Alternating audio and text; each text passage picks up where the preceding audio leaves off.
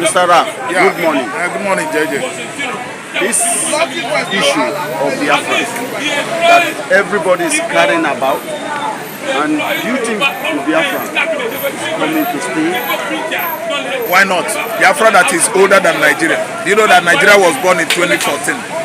Biafra has been over 500 years before even the explorers came into the West Africa. I mean the Spaniards, the Portuguese and the British.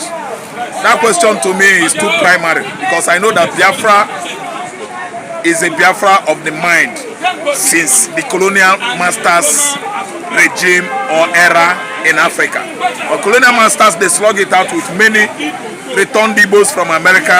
I know about James Bialy. I know about Sierra Leone Igbos after bringing them as slaves, to West Africa, in Freetown, in Monrovia, Liberia, in Nigeria here. They sluggished out with the British colonialists. They fought hard to make sure that Igbos were liberated and have their separate country. I'm talking about centuries.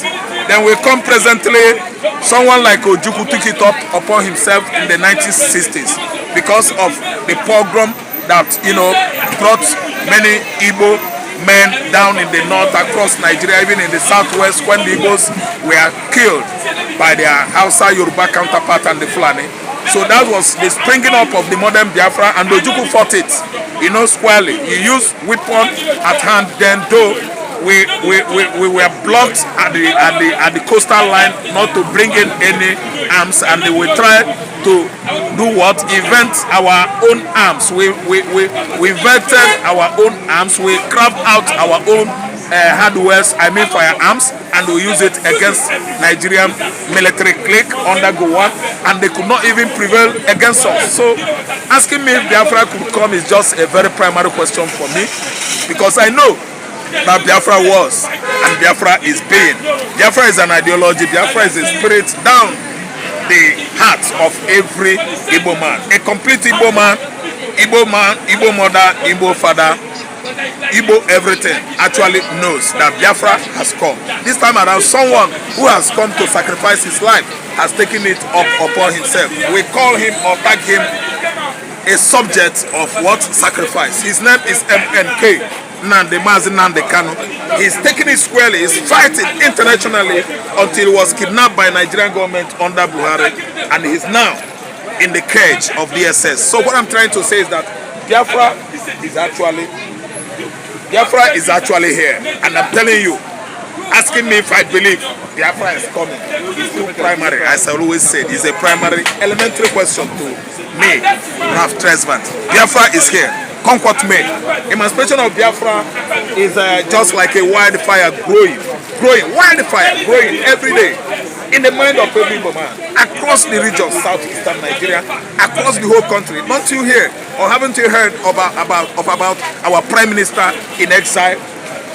In Finland, he's working, writing both NATO and the United States, and all his letter writing or application has been approved by these United Nations governing bodies. NATO has recognized Biafra. Canada, that is hosting the capital or headquarters of NATO, has recognized Biafra. He has not written the other day to Trump. To America, congressmen, they have recognized Biafra. There are Biafran fighters, freedom fighters all over Western Europe, all over Scandinavia countries, all over Canada, all over Northern America, Northern and Southern America, doing the needful. Even in the so-called Great Britain, that has been witch hunting Biafra from 1967 till date. Britain was busy witch hunting Biafra. They are even there.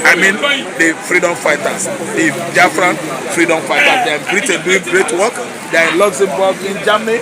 They are everywhere in Europe. Then I can never even retract from telling people that Asia, Biafrans, they are freedom fighters in China, Japan, India, there fighting for Biafra. Then again, with the inclusion of the freedom fighters, Biafrans, fighting hard to make sure that Biafra emancipates. They are living in Israel. They are there now working hard for Biafra's emancipation. Asking me if I believe in Biafra looks somehow as if you are relegating me to a Fulani man. I believe I'm an Igbo man. Biafra is coming. Thank you so much.